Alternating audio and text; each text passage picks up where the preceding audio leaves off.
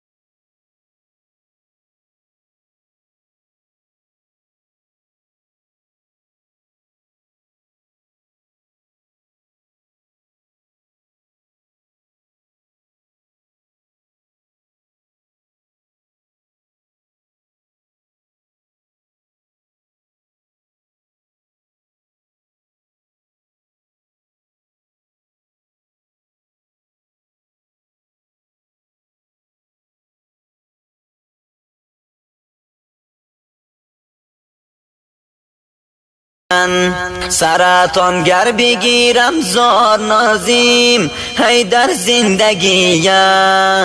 نبینم لحظه ای تو ناراحتم جان جان مادری من سرطان گر بگیرم زاریم در زندگیم